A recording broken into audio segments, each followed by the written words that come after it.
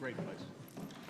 Good evening, and welcome to the City of Norwich Council for September 5th, 2017.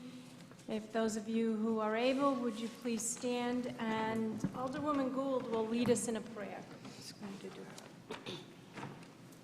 Almighty God, we ask for your blessing upon the members of this council as we assemble here in this chamber to conduct the ongoing business of our city. With your guidance, we will strive to ensure that all our decisions are for the common good, and your inspiration will instill respect, compassion, and thoughtfulness in all our deliberations. Give us the strength and wisdom to lead by example as the people's representatives, and that peace and harmony will mark all our proceedings and keep us faithful to the trust placed in us by the citizens of your community. Amen. Amen. Mr. Martin, please. I pledge allegiance to the flag of the United States of America and to the republic for which it stands, one nation, under God, indivisible, with liberty and justice for all.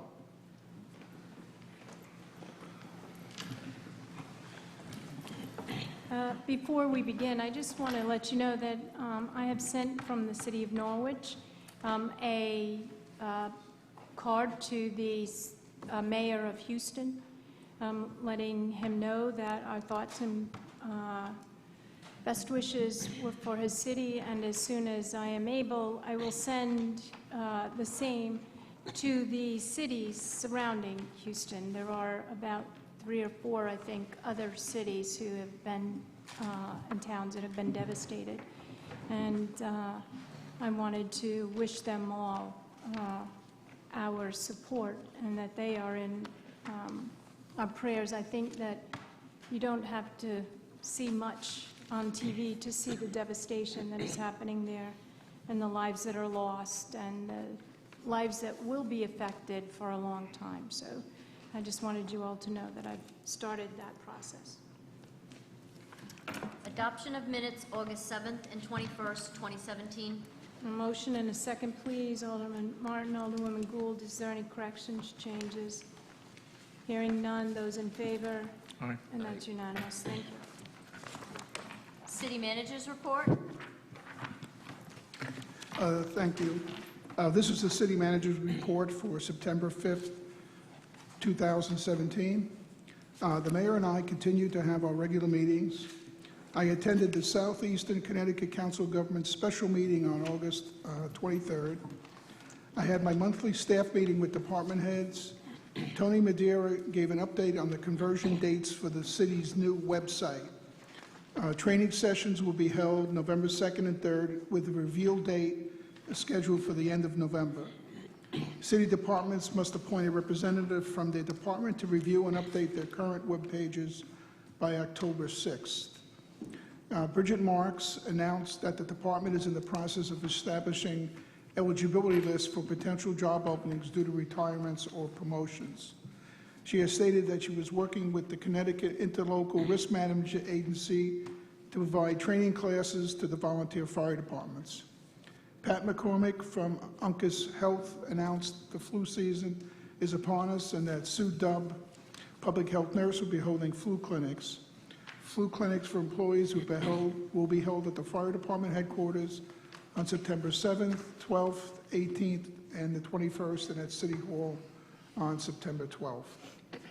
I signed the agreement with the Women's Institute for the redevelopment of the Read and Use building on Thursday, August 24th. Community Development Supervisor interviews were held on Tuesday, August 29th, and an announcement will be forthcoming. Staff members and I met with Evan Blum, owner of the former Atlantic Packaging Company, to discuss his plans for the property. My assistant, Jackie Barbarossa, posted an announcement for the upcoming sale of 80 Broadway on the city's website and Facebook in advance of the RFP release, which will be ready in the next few weeks. Once it is available online, both sides will be updated with a direct link to the RFP. The traveling mural created by young adults from Our Piece of the Pie has arrived at City Hall and is on display on the second floor for the months of September and October I invite you all to take a look at these artistic talents.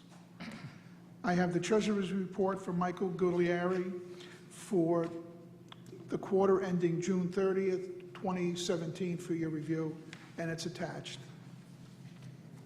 And that completes my report for this evening. Does anyone have any questions for the city manager? Yes, sir. Thank you. Mr. Solomon, what is Mr. Blum's intentions? What are Mr. Blum's intentions of the building? We're still trying to ascertain that. It ranges from a warehouse, which is not permitted at this point, to a flea market that might be in the interior, to a restoration of, for lack of a better word, antiquities that he hunts on. So there are certain things that are permitted there and certain things are not, and we're educating him on his options. Thank you. Anyone else? Before we conclude, I just wanted to say that a very nice thing happened in Taffville, that Greg Schlau, who many of you have heard speak about the firefighters convention that is happening in a couple of weeks. And apparently on, I don't know, the last weekend of August, many people in Taffville got together to clean up Taffville in preparation for the parade. They went out in the morning and they did all kinds of things in order to spruce up the area. And so if anyone is listening or anyone here has participated in that, I want to thank you. For the volunteer companies, this is a huge event.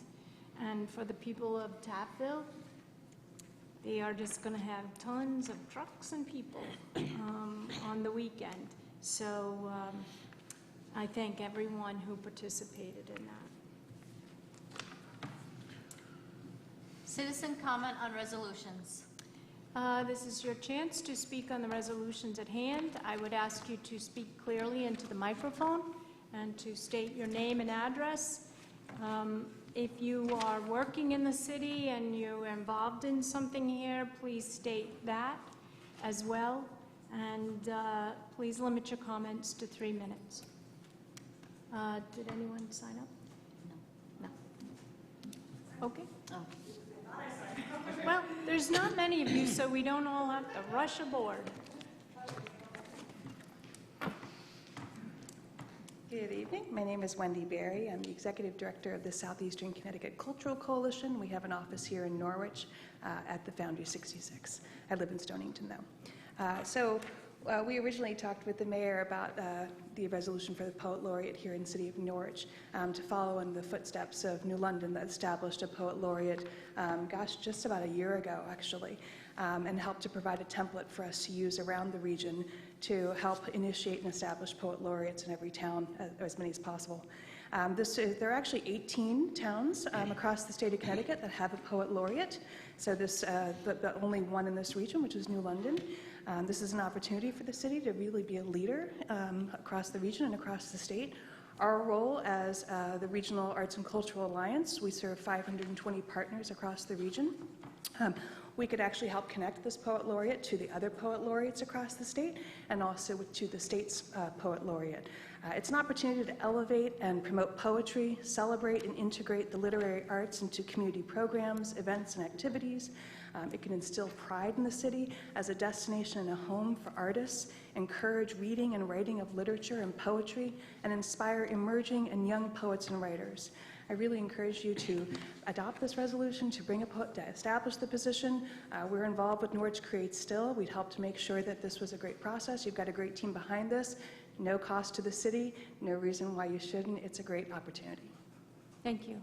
Is there anyone else who wishes to speak? Yes, ma'am.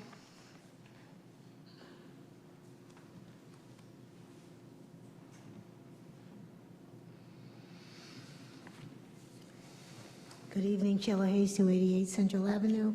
I too will be speaking on resolution number 2, as I am a member of the Norwich Creates Arts here in the city. This is one of the many projects that we, as a Norwich Arts Creates, want to ensure that the arts are at the forefront here in the city of Norwich as part of the driver of tourism and arts that we believe is going to be integral and very much to the growth and the stability of the city. I also want to mention, and to President Pro Tem Peter Nystrom, I think you might agree, having the first state troubadour who resides in the city and what he has been able to do for, over the years for the city in helping to promote our events as well as all of the good things at the city of Norwich. So therefore, I too implore you to support this, as I believe a poet laureate, even though it's a position that is recognized by the city and is an official acknowledgement of a person, I believe that person also will elevate the city as our first state troubadour has. I also will say to you, and I realize it's more of a formality with the cost sharing for the sidewalks, and I do a lot of walking through the city. I am going to reach out and implore some of the other homeowners or business owners that have sidewalks that are in conditions that need to be repaired, that they think about this program, they look into this program, and be a partner with the city to fix up the sidewalks in the city. Some of them are dangerous from a walking standpoint. There's cracks, there's holes. I really believe it would go a long way in the city if we were to reach out to some of the businesses, especially downtown, where the sidewalks and homeowners, where sidewalks, the condition of them are in dire straits and to the point where they could be dangerous to a walker. Thank you. Thank you. Is there anyone else who wishes to speak tonight? Yes, ma'am.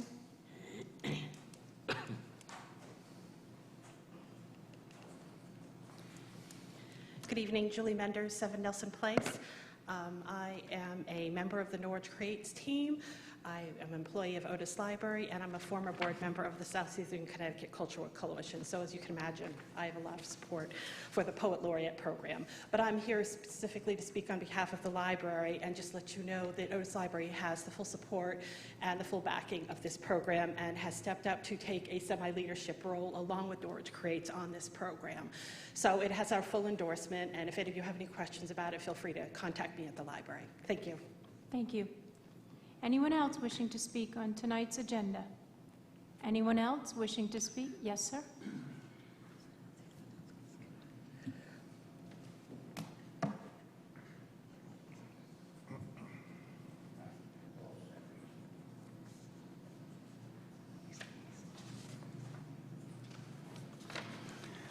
Good evening, David Krebs, 47 Prospect Street.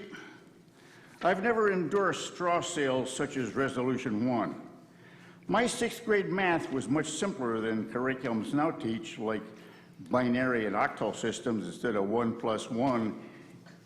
So I am puzzled about why 19 Ward Street property assessed for $46,000 used budget dollars to pay 70% of the assessment instead of just claiming it for $100. Now Allen and Associates reneged on last month's transaction.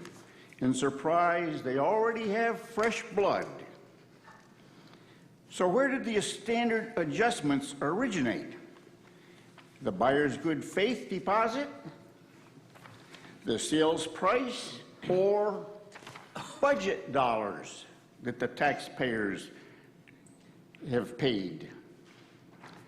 How much did the August transaction cost so far? Now, the latest economic report for the U.S. has 5 months of declining prices for existing homes. Did Allen find a gold mine here at City Hall? My handout is a reminder about using history as a lesson to avoid old mistakes. For example, in 1973, OPEC imposed an oil ban on the U.S. for Yom Kippur's war between the Arab League and Israel. The economic disruption affected New York City, which had to lay off 35,000. When President Ford's reply of hell no to the city request for federal funds made front page news. Before that war, North Korea captured the USS Pueblo and crew. Today, the entire West Coast is hostage to a thermonuclear test. So why not use the charter for future property sales and get around this straw sale baloney? Thank you. Thank you, sir. Is there anyone else who wishes to speak on tonight's agenda? Anyone else wishing to speak on tonight's agenda? Anyone else wishing to speak on tonight's agenda? Well, hearing none, I will close citizens' comment, and I thank you all very much for your participation. Number 1, relative to rescinding the resolution adopted August 7th, 2017 to sell 19 Ward Street to 2 buyers who have withdrawn and approving the sale to another. Motion and a second, please. Alderman Martin, Alderwoman Gould, is there discussion? Hearing none, those in favor? And that's unanimous, thank you. Number 2, relative to a Norwich Poet Laureate. Motion and a second, please. Mr. Nash, Mr. Martin. Is there discussion? Hearing none, those in favor? And that's unanimous, thank you. Number 3, relative to approval of the city manager, John Salamone, entering into a mutual police assistant compact on behalf of the city. Motion and a second, please. Alderman Braddock, President Pro Tem Nystrom, is there discussion? Yes, ma'am? Chief Daley, I have just one question for you on this. Please.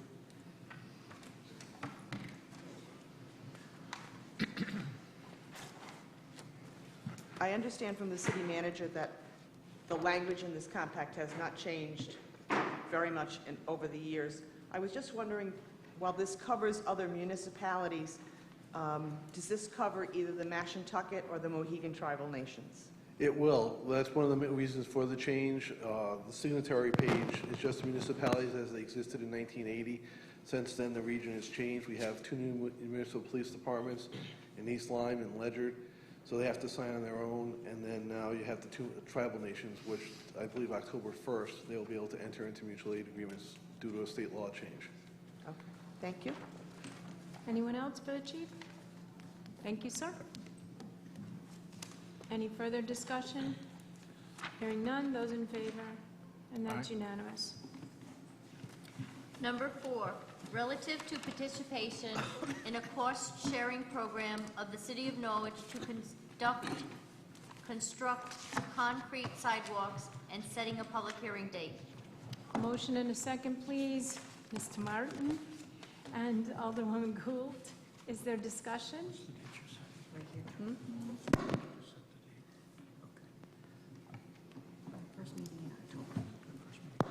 So we'll set the date for the first meeting in October. Is it okay if we include that in your motion and second? Yes. There you go. Any further discussion? Those in favor? Aye. Thank you. That was unanimous.